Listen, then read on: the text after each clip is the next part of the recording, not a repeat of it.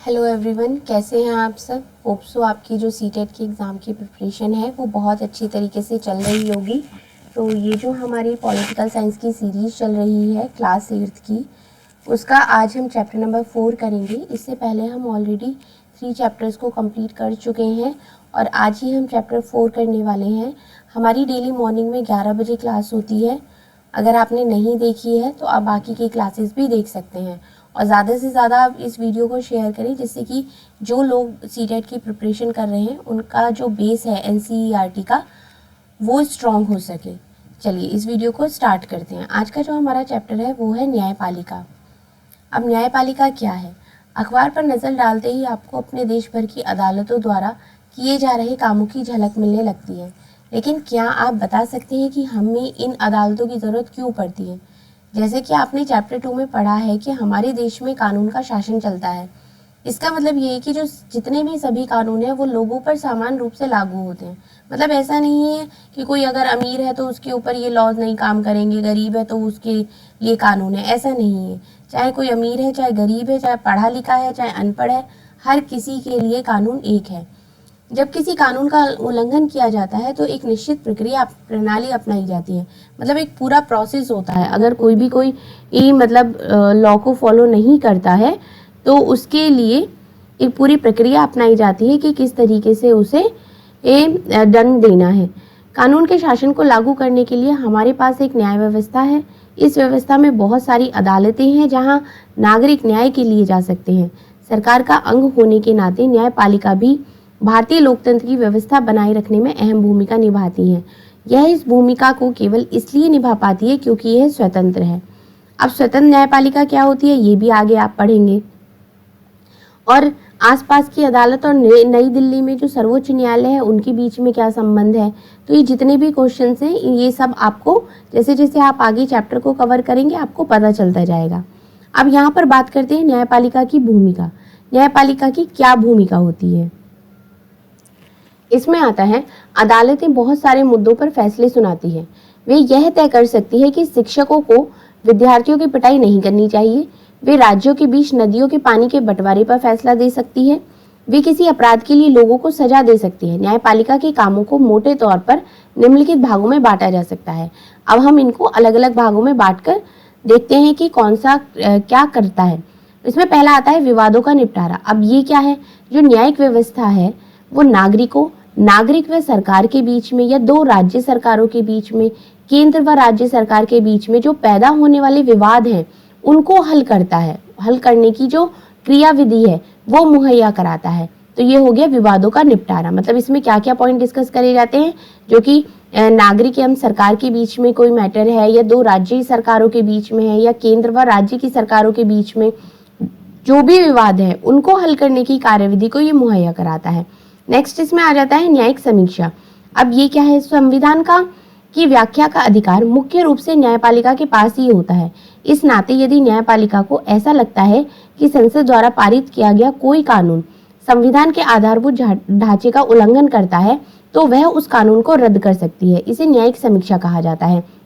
इसका क्या मतलब हो गया कि कोई भी लॉ पास हो गया सपोज, लेकिन अगर संविधान का जो जितना भी प्रारूप बना हुआ है वो उसको फॉलो नहीं कर पा रहा है या उसका उल्लंघन हो रहा है तो उसके पास ये राइट है कि वो उसको रद्द कर सकता है। इसी चीज को हम क्या बोलते हैं? न्यायिक समीक्षा बोलते हैं। नेक्स्ट इसमें पॉइंट आ जाता है कानून की रक्षा और मौलिक अधिकारों का क्रियान्वयन। अगर देश के किसी भी नागरिक को ऐसा लगता है कि उसके मौलिक अधिकारों का उल्लंघन हुआ है तो वह सर्वोच्च न्यायालय या उच्च न्यायालय में जा सकता है। इसका मतलब है कि सपोज आपने जो आपकी अदालत है, लोकल अदालत है, उसमें आपने कोई याचिका दायर करी लेकिन उसका जो फैसला आया वो आपको लगता है कि वो आपके फेवर में नहीं है, तो आप उसकी सुनवाई के लिए उसको अपनी याचिका को हाई कोर्ट में, सुप्रीम कोर्ट में भी दाखिल कर सकते हैं। सर्वोच्च न्यायालय या उच्च न्यायालय दोनों तक आप जा सकते हैं अगर आप अपने आपके आए हुए निर्णय पर आप संतुष्ट नहीं है तो। अब यहाँ पर देखते हैं ये है भारत का सर्वोच्च न्यायालय। इसकी स्थापना 26 जनवरी 1950 को की गई थी। उसी दिन हमारा देश गणतंत्र बना था। अपने पूर्ववर्ती फेडरल कोर्ट ऑफ इंडिया की भांति यह न्यायालय भी पहले संसद भवन के भीतर चैम्बर ऑफ प्रिंसेस में हुआ करता था, जो इसे 1958 में इस इमारत में स्थानांतरित कर दिया गया।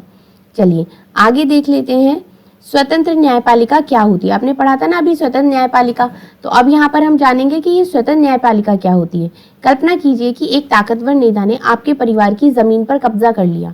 आप एक ऐसी व्यवस्था में रहते हैं जहाँ नेता किसी न्यायाधीश को उसके पद से भी हटा सकते हैं, उसका ट्रांसफर भी कर सकते हैं। जब आप इस मामले को अदालत में ले जाते हैं तो न्यायाधीश भी नेता की हिमायत करता दिखाई देता है। मतलब आप जिससे आपका पंगा हुआ है एक तरीके से वो बहुत ताकतवर नेता है, उसी की हर जगह चल रही है। तो आपका यह है कि आपकी कोई सुनवाई नहीं सुनेगा, आपको कुछ करेगा। जो नेता है वो उसका ट्रांसफर भी कर सकता है, उसको उससे पद से हटा भी सकता है, उसकी इतनी ऊंची पहुंच है। तो अगर आप उस अपने मामले को कोर्ट में लेके जाते हैं तो वहां भी वो नेता उसी की फेवर करेगा, या जो न्यायाधीश है वो उसी की सुनेगा नेता की। तो नेताओं का न्यायाधीश पर जो नियंत्रण रहता है उसी की वजह से न्यायाधीश स्वतंत्र रूप से फैसले नहीं ले पाते।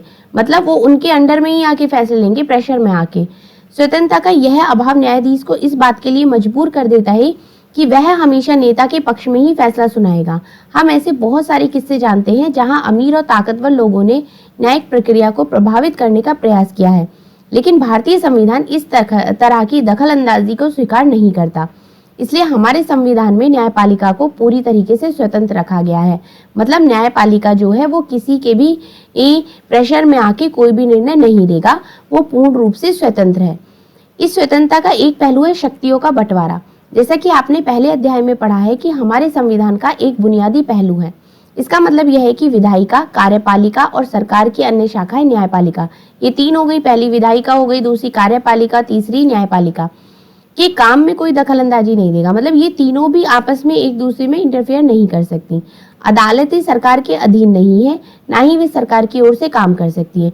तो इन चीजों के मामले में गवर्नमेंट का कोई रोल नहीं होता है और ना ही गवर्नमेंट इनमें दखल अंदाजी कर सकती है। शक्तियों के इस बंटवारे को दुरुस्त रखने के लिए यह भी महत्वपूर्ण है कि उच्च न्यायालय और सर्वोच्च न्यायालय की सभी न्यायाधीशों की नियुक्ति में सरकार की अन्य शाखाओं का कोई दखल ना हो। इसलिए एक बार नियुक्त हो जाने के बाद किसी भी न्यायाधीश को बहुत आसानी से हटाया नहीं जा सकता। अगर न्यायपालिका की यह स्वतंत्रता आंदोलनों को भारी ताकत देती है तो इसके आधार पर वे विधायिका और कार्यपालिका द्वारा शक्तियों के दुरुपयोग को भी रोक सकती है। मतलब कोई भी शक्ति का दुरुपयोग नहीं कर सकता। न्यायपालिका देश के नागरिकों के मौलिक अधिकारों की रक्षा में भी अहम भूमिका निभाती है, क्योंकि अगर किसी को लगता है कि उसके अधिकारों का उल्लंघन हो रहा है तो वह अदालत में जा सकता है, उसके पास ये राइट है, तो ये अपने मामले को सुलझाने के लिए वो अदालत में जा सकता है। अब भारत में अदालतों की संरचना कैसी है? हमारे देश में 3 अलग अलग तरह के स्तर पर अदालतें होती हैं। निचले स्तर पर होती है बहुत सारी अदालतें, उसके ऊपरी स्तर पर केवल एक अदालत है। जिन अदालतों से लोगों का सबसे ज्यादा ताल्लुक होता है उन्हें अधीनस्थ न्यायालय या जिला अदालत कहा जाता है। अब ये अदालतें आमतौर पर जिले या तहसील के स्तर पर या किसी शहर में होती हैं। ये बहुत तरीके के मामलों की सुनवाई करती हैं। प्रत्येक राज्य जिलों में बटा होता है और हर राज्य में एक जिला न्यायाधीश होता है। अब ये हो गया राज्य। अब ये राज्य अलग अलग जिलों में बटा हुआ है। अब हर जिले का एक न्यायाधीश हो गया। प्रत्येक राज्य का एक उच्च न्यायालय होता है और यहाँ पर इसमें एक हाई कोर्ट भी होता है, उच्च न्यायालय होता है। यह अपने राज्य की सबसे ऊंची अदालत होती है। उच्च न्यायालयों से ऊपर सर्वोच्च न्यायालय होता है। यह देश की सबसे बड़ी अदालत है जो कि नई दिल्ली में स्थित है। देश के मुख्य न्यायाधीश सर्वोच्च न्यायालय के मुखिया होते हैं और सर्वोच्च न्यायालय के फैसले देश की बाकी सारी अदालतों को मान्य होते हैं। मतलब जो सुप्रीम कोर्ट ने जो ऑर्डर दे दिया वो बाकी सभी जितनी भी अदालतें हैं उन सबको मानना ही होगा। जैसे कि अगर ये हो गया, ये स्टेट लेवल पे हो गया, ये हाई कोर्ट हो गया और ये सुप्रीम कोर्ट हो गया। इस तरीके से पिरामिड के थ्रू इसको बताया गया है। अब यहाँ पर देखते हैं क्या विभिन्न स्तरों की ये अदालतें एक दूसरे से जुड़ी हुई हैं? जी हाँ, भारत में हमारे पास एकीकृत न्यायिक व्यवस्था है। इसका मतलब यह है कि ऊपरी अदालतों के फैसले नीचे की सारी अदालतों को मान्य होते हैं। इस एकीकरण को समझने के लिए अपील की व्यवस्था को देखा जा सकता है। अगर किसी व्यक्ति को ऐसा लगता है कि निचली अदालत द्वारा दिया गया फैसला सही नहीं है तो वह उससे ऊपर की अदालत में अपील कर सकता है। जैसे कि मैंने आपको पहले समझाया था कि अगर आप अपने निर्णय से संतुष्ट नहीं है तो आप अपनी याचिका को ऊपर की अदालत में भी दाखिल कर सकते हैं। अपील की व्यवस्था को समझने के लिए आइए एक मुकदमे पर विचार करते हैं। यह राज्य दिल्ली प्रशासन बनाम लक्ष्मण कुमार और अन्य का मुकदमा है जो निचली अदालत से सर्वोच्च न्यायालय तक लड़ा गया था। 1980 के फरवरी महीने में लक्ष्मण कुमार ने 20 वर्षीय सुधा गोयल से विवाह किया। वे दिल्ली में एक फ्लैट में रहते थे जहां लक्ष्मण के भाई और उसके परिवार भी रह रहे थे। 2 दिसंबर 1980 को सुधा की अस्पताल में मौत हो गई और वह जली हुई थी। सुधा के घर वालों ने अदालत में मुकदमा दायर किया। जब निचली अदालत के सामने यह मुकदमा आया तो 4 पड़ोसियों को भी गवाह के तौर पर बुलाया गया। पड़ोसियों ने अपने बयान में कहा कि 1 दिसंबर की रात को उन्होंने सुधा की चीख सुनी थी। मामला जानने के लिए वे बलपूर्वक लक्ष्मण के घर में घुसे। वहां उन्होंने देखा कि सुधा की साड़ी में आग की लपटें उठ रही थी। उन्होंने सुधा को एक बोरे और कंबल में लपेटकर आग बुझाई। सुधा ने उन्हें बताया कि उनकी सास शकुंतला ने उनके ऊपर मिट्टी का तेल डाला था और लक्ष्मण कुमार ने आग लगाई थी। मुकदमे के दौरान सुधा के परिवार वालों और एक पड़ोसी ने कहा कि सुधा के ससुराल वाले उसके साथ बहुत ज्यादा मारपीट करते थे। उनकी मांग थी कि पहले बच्चे के पैदा होने पर उन्हें एक बड़ी रकम, एक स्कूटर और एक फ्रिज दिया जाए। अपने बचाव में लक्ष्मण और उसकी मां ने कहा कि सुधा दूध गर्म कर रही थी और तभी उसकी साड़ी में आग लग गई। इन सभी बयानों और साक्ष्यों के आधार पर निचली अदालत ने लक्ष्मण, उसकी मां शकुंतला और सुधा के ज्येष्ठ सुभाष चंद्र को दोषी करार दिया और तीनों को मौत की सजा सुना दी। 1983 के नवंबर महीने में तीनों आरोपियों ने इस फैसले के खिलाफ उच्च न्यायालय में अपील दायर कर दी। दोनों तरफ के वकीलों के तर्क सुनने के बाद उच्च न्यायालय ने फैसला किया कि सुधा की मौत एक दुर्घटना थी। वह मिट्टी के तेल से जलने वाले स्टोव से जली थी और अदालत ने लक्ष्मण, शकुंतला और सुभाष चंद्र को तीनों को बरी कर दिया। अब बात करते हैं, शायद आपको कक्षा 7 की किताब में महिला आंदोलन पर केंद्रित चित्त निबंध याद आ गया होगा। उसमें पढ़ा था कि 1980 के दशक में देश भर के महिला संगठन दहेज हत्याओं के खिलाफ आवाज उठा रहे थे। उन्हें इस बात का दुख था कि अदालतें इस तरह की घटनाओं में दोषियों को दंडित नहीं कर पा रही थी। उच्च न्यायालय के उपरोक्त फैसले ने ऐसी जागरूक महिलाओं को काफी परेशान कर दिया। उन्होंने कई जगह धरने प्रदर्शन की। उच्च न्यायालय के फैसले के खिलाफ सर्वोच्च न्यायालय में एक और अपील दायर करी। यह appeal Indian federation of women lawyers नामक संगठन की तरफ से दायर की गई थी। 1985 में सर्वोच्च न्यायालय ने लक्ष्मण, उसकी मां व भाई को बरी करने के फैसले के खिलाफ अपील पर सुनवाई शुरू कर दी। वकीलों के तर्क सुनने के बाद सर्वोच्च न्यायालय ने जो फैसला दिया वह उच्च न्यायालय के फैसले से अलग था। सर्वोच्च न्यायालय ने लक्ष्मण और उसकी मां को तो दोषी पाया, लेकिन सुभाष चंद्र को आरोपों से बरी कर दिया क्योंकि उसके खिलाफ कोई सबूत नहीं थे। सर्वोच्च न्यायालय ने दोनों आरोपियों को उम्र कैद की सजा सुनाई। अब यहाँ पर बात होती है विधि व्यवस्था की विभिन्न शाखाएं कौन कौन सी हैं। दहेज हत्या का यह मामला समाज के विरुद्ध अपराध की श्रेणी में आता है। यह आपराधिक फौजदारी कानून का उल्लंघन है। फौजदारी कानून के अलावा हमारी विधि व्यवस्था दीवानी कानून या सिविल लॉ से संबंधित मामलों को भी देखती है। फौजदारी और दीवानी कानून के बीच फर्क को समझने के लिए नीचे दी गई तालिका को देखें। अब यहाँ पर एक टेबल दी हुई है, इसके जरिए हमको ये बहुत अच्छी तरीके से समझ में आ जाएगा कि फौजदारी कानून क्या होता है और दीवानी कानून क्या होता है।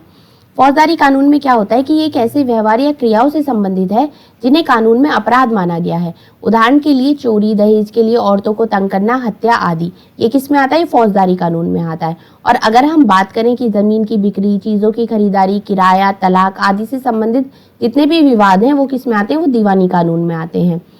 अब फौजदारी कानून की बात करें तो इसमें सबसे पहले आमतौर पर FIR लिखी जाती है, उसके बाद पुलिस अपराध की जांच करती है, तब केस अदालत में जाता है। और यहाँ पर क्या होता है, प्रभावित पक्ष की ओर से न्यायालय में एक याचिका दायर की जाती है और अगर मामला किराए से संबंधित है तो मकान मालिक या किराएदार मुकदमा दायर कर सकता है। नेक्स्ट पॉइंट आता है कि अगर व्यक्ति दोषी पाया जाता है तो उसे जेल भेजा जाता है और उस पर जुर्माना भी किया जाता है। ये किस में होता है? ये फौजदारी कानून में होता है। और दीवानी कानून में क्या होता है कि अदालत राहत की व्यवस्था करती है। मतलब फॉर एग्जाम्पल कि अगर मकान मालिक और किराएदार के बीच का मामला है तो अदालत आदेश दे देती है कि किराए का मकान को खाली कराया जाए और जितना भी किराया है वो दिया जाए। ये होता है। अब यहाँ पर हम बात करते हैं कि क्या आपको लगता है कि हर व्यक्ति अदालत की शरण में जा सकता है? भारत के सभी नागरिक देश के न्यायालयों की शरण में जा सकते हैं। इसका अर्थ यह है कि प्रत्येक नागरिक को अदालत के माध्यम से न्याय मांगने का अधिकार है। जैसा कि आपने पीछे पढ़ा था कि न्यायालय हमारे मौलिक अधिकारों की रक्षा में बहुत महत्वपूर्ण भूमिका निभाते हैं। अगर किसी नागरिक को ऐसा लगता है कि उसके मौलिक अधिकारों का उल्लंघन हो रहा है तो वह न्याय के लिए अदालत में जा सकता है। जैसे कि मैंने आपको पहले भी बताया था, अदालत की सेवाएं सभी के लिए उपलब्ध हैं, लेकिन वास्तव में गरीबों के लिए अदालत में जाना काफी मुश्किल साबित होता है। कैसे? क्योंकि ना तो उनके पास इतना समय है, ना ही इतना पैसा है और ना ही कागजी कार्रवाई की जो जरूरत पड़ती है उसमें बहुत समय लगता है। और अगर कोई आदमी पढ़ा लिखा नहीं जानता तो उसका पूरा परिवार मजदूरी से चलता है और अदालत में अगर वो जाएगा तो इंसाफ पाने के लिए उसे बहुत ही मुश्किल होगी। इस बात को ध्यान में रखते हुए क्या किया गया इस बात के लिए 1980 के दशक में सर्वोच्च न्यायालय ने एक जनहित याचिका की व्यवस्था विकसित की। अब ये क्या है जनहित याचिका? इसमें क्या होता है कि सर्वोच्च न्यायालय ने न्याय तक ज्यादा से ज्यादा लोगों को पहुंच स्थापित करने के लिए इसका प्रयास किया। तो न्यायालय ने किसी भी व्यक्ति संस्था को ऐसे लोगों की ओर से जनहित याचिका दायर करने का अधिकार दिया जिनके अधिकारों का उल्लंघन हो रहा था। यह याचिका उच्च न्यायालय या सर्वोच्च न्यायालय में दायर की जाती थी। न्यायालय ने कानूनी प्रक्रिया को बेहद सरल बना दिया। उसके लिए उन्होंने क्या किया कि सर्वोच्च न्यायालय या उच्च न्यायालय के नाम भेजे गए पत्र या टेलीग्राम को भी जनहित याचिका माना जा सकता है। मतलब उन्होंने इतना इजी बना दिया, ये PIL की व्यवस्था विकसित कर दी। तो इससे क्या होता है कि अगर आपको कोई समस्या है तो आप डायरेक्ट लेटर लिखकर, पत्र लिखकर उच्च न्यायालय में, सर्वोच्च न्यायालय में दे सकते हैं, उसको भी आपकी याचिका समझा जाएगा। तो शुरुआती सालों में जनहित याचिका से माध्यम से बहुत सारे मुद्दों पर लोगों को न्याय दिलाया गया। बंधुआ मजदूरों को श्रम से मुक्ति दिलाने में, बिहार में सजा काटने के बाद रिहा नहीं किए गए ऐसे कैदियों को रिहा कराने में इसका इस्तेमाल किया गया। और आप जो जानते हैं, जो मिड डे मील, जो भोजन दिया जाता है बच्चों को स्कूल में, उसकी व्यवस्था भी एक जनहित याचिका के फलस्वरूप ही की गई थी। ये आप यहाँ पर देख सकते हैं कि बच्चे कैसे खाना खा रहे हैं। आम आदमी के लिए अदालत तक पहुंचना ही न्याय तक पहुंचना होता है। अदालतें नागरिकों के मौलिक अधिकारों की व्यवस्था में एक अहम भूमिका निभाती हैं। जैसा कि आपने उपरोक्त उदाहरण में देखा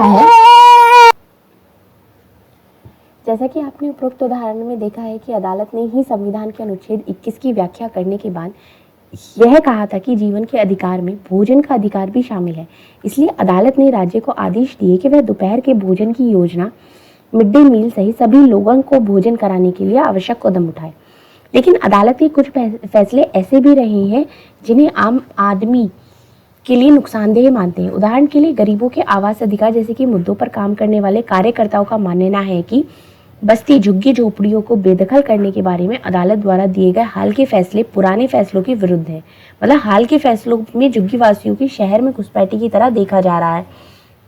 मतलब ये लोग क्या करते हैं कि आसपास अपना कोई छोटा सा रोजगार कर लेते हैं, वहीं पे कोई अपनी झुग्गी झोपड़ी बना देते हैं और वहीं पे रहना शुरू कर देते हैं। दिन की रोजी रोटी के हिसाब से ये अपना जीवन यापन करते हैं। अब यहाँ देखते हैं कि ओल्गा टेलिस बनाम बम्बई नगर निगम के मुकदमे में न्यायालय ने एक महत्वपूर्ण फैसला लिया। अब इन्होंने क्या फैसला दिया? इस फैसले में अदालत ने आजीविका के आधार को जीवन के आधार का हिस्सा बताया। नीचे इस फैसले के कुछ अंश दिए हैं। इन्हें पढ़ने पर पता चलता है कि न्यायाधीशों ने जीवन के अधिकार को आजीविका के अधिकार से किस तरीके से जोड़कर देखा है। अनुच्छेद 21 के द्वारा दिए गए जीवन के अधिकार का दायरा बहुत व्यापक है।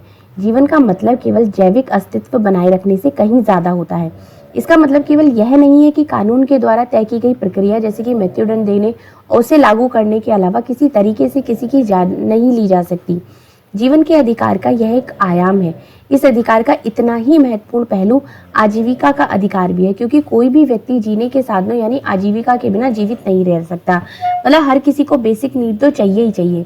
किसी व्यक्ति को पटरी या झुग्गी बस्ती से उजाड़ देने पर उसकी आजीविका के साधन फौरन नष्ट हो जाते हैं। यह एक ऐसी बात है जिसे हर मामले में साबित करने की जरूरत नहीं है।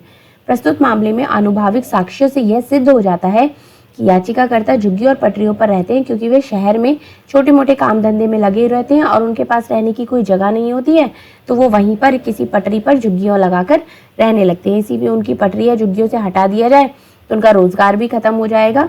और निष्कर्ष यह निकलता है कि याचिका को उजाड़ने से वे अपनी आजीविका के हाथ धो बैठेंगे और इस प्रकार वो अपने जीवन से भी वंचित हो जाएंगे। अब यहाँ पर देख लेते हैं कि जबकि पहले वाले फैसले 1985 में ओल्गा टेलिस बनाम बम्बई नगर निगम के मुकदमे में दिया गया फैसला में झुग्गी वासियों की आजीविका बचाने का प्रयास किया जा रहा था। न्याय तक आम लोगों की पहुंच को प्रभावित करने वाला एक मुद्दा यह है कि मुकदमे की सुनवाई में अदालतें कई साल लगा लेती है। इसी देरी को ध्यान में रखते हुए अक्सर यह कहा जाता है कि इंसाफ में देरी यानी इंसाफ का कत्ल। अब इसके बावजूद इस बात से इनकार नहीं किया जा सकता कि लोकतांत्रिक भारत में न्यायपालिका ने एक महत्वपूर्ण भूमिका निभाई है। न्यायपालिका ने कार्यपालिका और विधायिका की शक्तियों पर अंकुश लगाकर और नागरिकों के अधिकारों की सुरक्षा की है। संविधान सभा के सदस्यों ने एक ऐसी न्यायपालिका का बिल्कुल सही सपना देखा था जो पूरी तरह स्वतंत्र हो, और यह हमारे लोकतंत्र का एक बुनियादी पहलू है। यहाँ पर इस लिस्ट में आप देख सकते हैं कि हमारी भारत में उच्चतम न्यायालय, उच्च न्यायालय, जिला और अधीनस्थ न्यायालय कितने हैं, कितने कार्य कर रहे हैं और कितने रिक्त हैं, मतलब कितने खाली हैं। अब यहाँ पर ये हमारा चैप्टर नंबर 4 कंप्लीट होता है। जैसे कि आपको पता ही है चैप्टर 4 हमारा कंप्लीट हो गया है, ऑलरेडी 3 चैप्टर हो चुके हैं। अगर मोटा मोटा देखा जाए तो हमारी जो क्लास 8th की पॉलिटी है वो 50% हमारी कंप्लीट हो चुकी है, सिर्फ बाकी के 4 चैप्टर्स बाकी हैं, वो भी बहुत जल्दी कंप्लीट हो जाएंगे। उसके बाद हम पॉलिटी की एक PYQ की सीरीज़ निकालेंगे जिसमें पॉलिटी के जितने भी क्वेश्चन सीटेट में आए हुए हैं 6th 7th 8th तीनों क्लासेस के, वो सब हम एक सीरीज़ के थ्रू डिस्कस करेंगे थोड़े थोड़े करके सारे क्वेश्चंस को, जिससे कि ज़्यादा टाइम भी नहीं लगेगा और आपको चीज़ें चैप्टर सब कुछ अच्छे से समझ में आएगा और आपका साथ ही साथ रिवीजन भी होता रहेगा। तो ध्यान रखना, डेली सुबह 11 बजे ये आपकी क्लास होती है, मॉर्निंग में 11 बजे आपकी ये क्लास है सुबह मॉर्निंग में। इस तरीके से आपका जो NCERT का बेस है वो बहुत अच्छे से स्ट्रॉन्ग हो जाएगा और उस पर आपका एग्जाम भी डेफिनेटली एक ही बार में क्लियर भी हो जाएगा। अगर वीडियो अच्छी लगी है तो इसे लाइक भी करें, शेयर भी करें और चैनल को सब्सक्राइब भी करें। Thank you.